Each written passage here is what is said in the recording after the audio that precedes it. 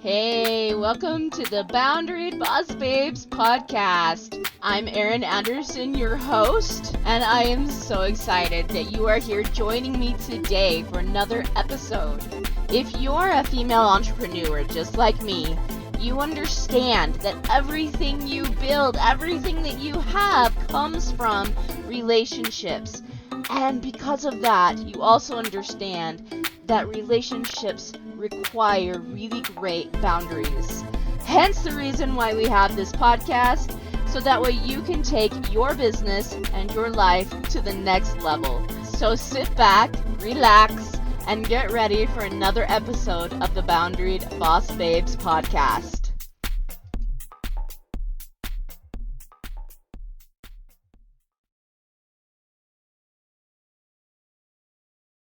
Hey everyone, welcome back to another episode. So, guess what? We are totally diving into boundaries today. And what are our boundaries? Now, in order to understand what our boundaries are, I think that it's also really important to understand what a boundary is. And I think the reason why is because I don't think this is something that is well taught, if I'm going to be completely honest. Now, it's neither really important, neither here nor there, why they're not well taught. It's more or less that I think that, especially with female entrepreneurs, where we have to deal with so many relationships in our businesses and in our personal lives, because that's the whole reason why we're doing business in the first place, right? It's a vehicle to get us our goals, to get us the things that we want to create in our lives for ourselves and our families, and for other people too. But because of that, I do think that women entrepreneurs need to understand boundaries, um, in order for them to reach the results and have the things that it is that they want to create.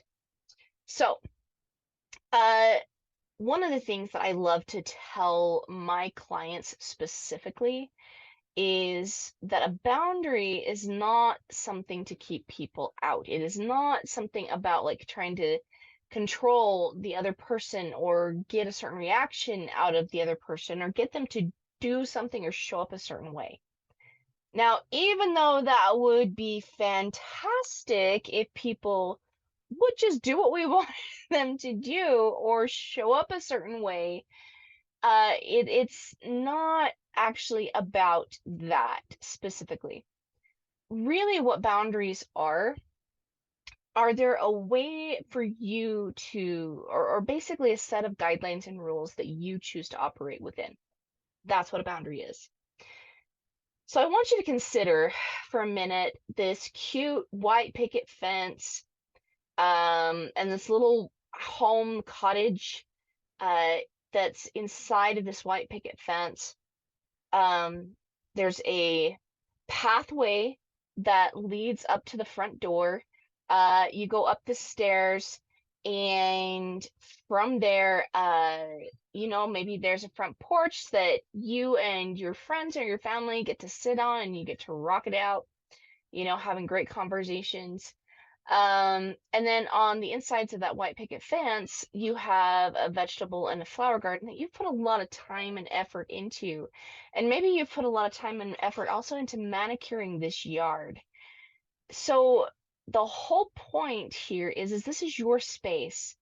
You've put time and effort into creating it exactly the way that you want it to look. You feel good about it, right? Now, how do you feel about someone that hops the fence, even though there's a gate right there? Maybe they hop the fence and they trample the flowers, right? I always think about like the live action version of Beauty and the Beast, and when I talk about this, and how Gaston like jumps the fence and literally smashes Belle's cabbages, like just walks all over him, right?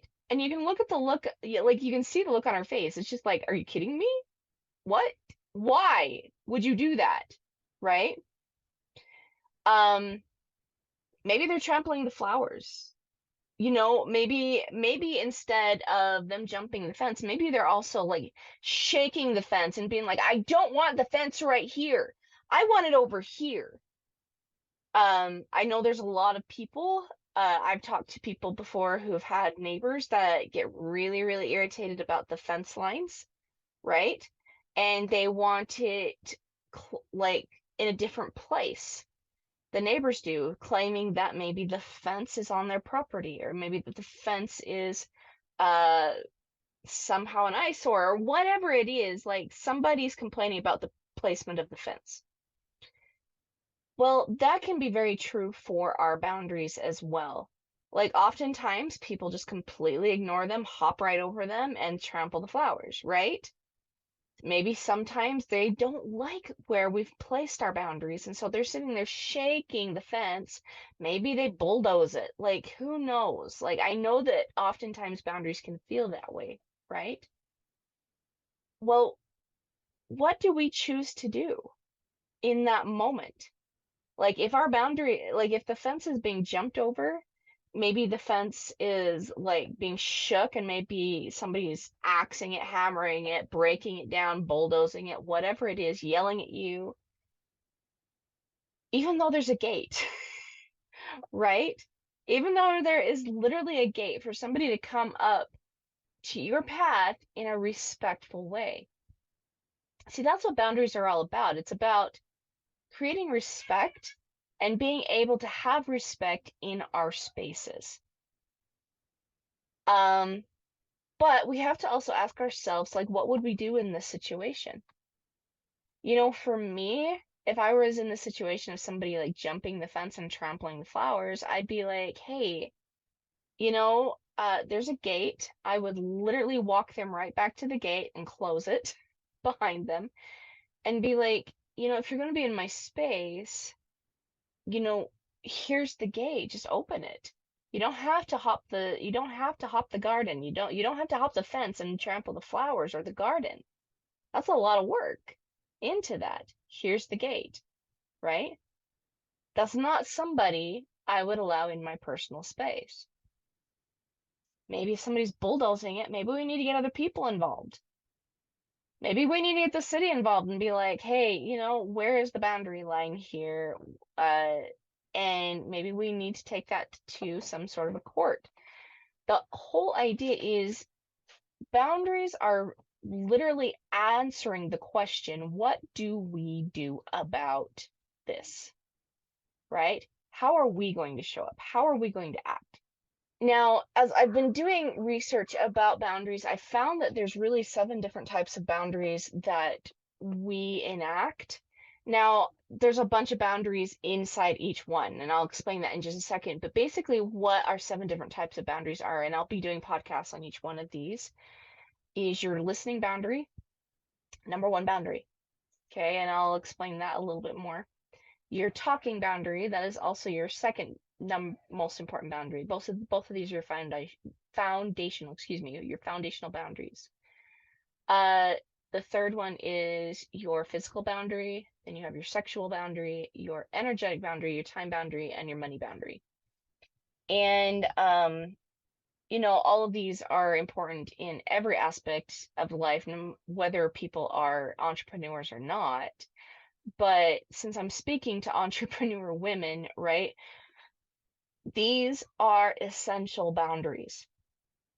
And the reason being is because it takes a whole lot of listening to your results, to your goals, to the people around you, to yourself, your family. There's a lot of listening involved in order to understand what actions you need to take. If you've listened to the 5-step thought process now, just to let you know, the 5-step thought process and the podcast on that is in my other podcast, which is The Other Side of the Struggle. So go check that out. Go listen to that. That's on all major platforms as well. But basically, if you take a look at the 5-step thought process, which is your circumstance, your thoughts about the circumstance, your feelings, your actions, and then you have your results, right? Well, in order to go through that 5-step thought process, we need to be able to listen to our thoughts, listen to our feelings. We need to be listen to the thoughts and feelings of other people. That's the whole reason why we're in business in the first place, right? Is we're creating an answer to a need within ourselves and within other people. Um, so listening helps you understand like what your physical boundaries are, what your sexual boundaries are, what your energetic boundaries are, what your time and money boundaries are as well as your talking boundary. And you need to have a really good talking boundary in order, listening boundary. Sorry guys, I'm getting ahead of myself, but you need to have a really good listening boundary in order to have a really good talking boundary, because the talking boundary is all about how you're going to respond to what you're hearing, right? Now, for me, I really love being respectful. I love feeling respectful. It's really important to me. I love feeling respected. And so therefore, I also understand that in order for respect to be received, it also needs to be given no matter what. And that doesn't mean that I allow other people to walk all over me, right? That's a major boundary violation right there. Um, and honestly, that's not respectful either. Living within our boundaries actually helps create that respect, that deep respect that we want to be able to create with the people in our lives and in our businesses. So operating within that respect for myself, respect for God, respect for others, respect for the things I receive in this life, operating within that just helps me feel really, really good. But that also means that I have to be very, very intentional about the way I speak. And honestly, guys, like that's something I'm still even working on to some degree. Uh, you know, our words have certain energies. Our words matter. And so we really need to be very also intentional about the things that we say. And if we're not always listening to the words that are coming out of our mouths, um, that can definitely create some fractures and some mistrust. And that's a bad thing if you're trying to create something for other people, right? You need that trust and that relationship in order to create the things that it is that you're wanting to create in this life. So with that said, I have a story, and I've shared this story many times when I've talked about boundaries, but there was somebody very important to me in my life that chose to criticize my business. I don't know how many of you guys have been in that situation. This person didn't understand why I would want to create a business, why I would want to be an influencer, an entrepreneur, a coach, like any of that stuff. It's just because that's not something that ever entered their consciousness, which is okay. That's not their cup of tea. But it's also not okay for them to insult it, right? Just because they don't understand it. This particular day, this person, like I said, they're very dear to me. I love them. And we all have, rifts and struggles sometimes in relationships. But they chose to say to me that they wished that they themselves could sit in front of the computer all day and ignore their children. And I'm like, wow, that's not what I do. But for me, a boundary in this moment was like in enacting that listening boundary was key, because I heard what they were saying and I decided to also listen to what I was feeling. I was like, well, that was rude. Like, there was no reason at all why that had to come out, right? That is literally the other person projecting their thoughts. That does not necessarily mean that's true at all. And honestly, it's not. I spend a ton of time with my kids and do a lot of things with my kids. They're my world, right? So I heard what she was saying, decided it was not true for me. That's a really major piece in the listening boundary, and we'll get into that in a future episode. Um, and then I had to decide like how I was going to respond. Okay, that's where we get into the talking boundary. And I could get angry and I could start a shouting match, but nothing would really get solved. Or I could lean into, this idea that I really want to be respectful. I love operating in in respect. And that meant that I'd have to respect her opinion, but I didn't have to agree with it.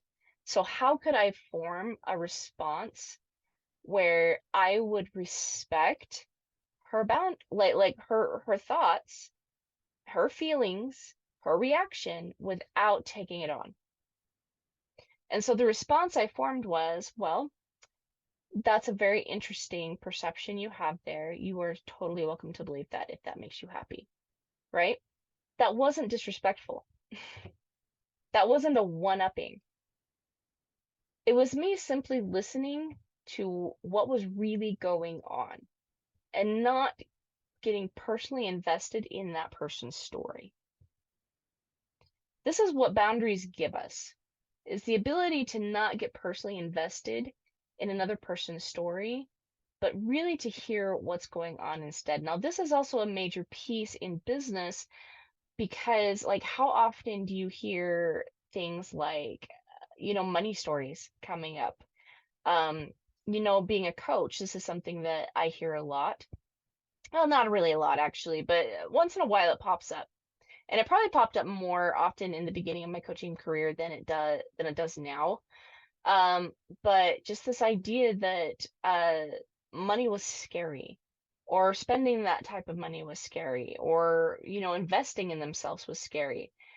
And this was just all a piece of their money story, right? Now, we can choose to get invested and feel super, super guilty about charging, or we can really listen to what's going on. This is part of the reason why I love listening actually to money stories now and relationship stories, is because they're so intertwined. And what's amazing is once we start getting these boundaries in place and we start understanding how we ourselves are going to choose to operate, then all of a sudden we can actually show up in a very, very beautiful place for these people to help them feel really calm and confident about making a decision. That's all we need. That's all we need to do. So, in point, what boundaries are they are simply ways for us to understand our values and how we're going to operate within those values. They're not about teaching somebody else or telling somebody else like how they need to show up in your life, right? Once in a while, if that person chooses to not, if they keep choosing to, jump the fence or bulldoze the picket fence, sometimes that is a person that just isn't ready to be in our space. But we don't need to get ornery, we don't need to yell, we don't need to get disrespectful in order to make that clear. We can take a look at it and say, you know what? The most loving, like what this person is saying with their actions. It's just that it's not that they're not in a space to really move forward with me. They're not in a place where um they can actually continue the relationship with me. They're just not there. And that's okay. I choose to lovingly release them. Now, they might say that's not loving. They might come back and accuse you, right? But if you understand that what you're doing is operating within love, it really, really helps you stay solid in that decision. Boundaries are truly about operating within respect and love for oneself. And when you do that, you can really like operate in respect and love for another person, even when the decision you have to make isn't comfortable for the other person. So, Let me know if you guys have any questions about boundaries. I'm going to be doing the next several episodes about the Magic 7 boundaries, going a little bit more in depth with each one in this podcast. If you guys have questions, feel free to text the show. You absolutely can do that. And I would love to answer any questions on this podcast that you might have. So until next time, my loves, I will see you all boundaried up. Bye, guys.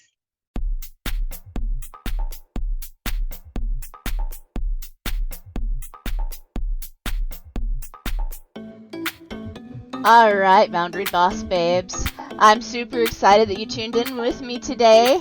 Make sure you tune in again next week as we chat about more Boundary Boss babe topics. We're going to get into so many other things about how to set boundaries with your business, how to set boundaries with your relationships, so you can truly have the time, the money, and the flexibility that you are seeking. So tune in next week. Make sure you subscribe to this podcast. Let your other boss babe friends know about it.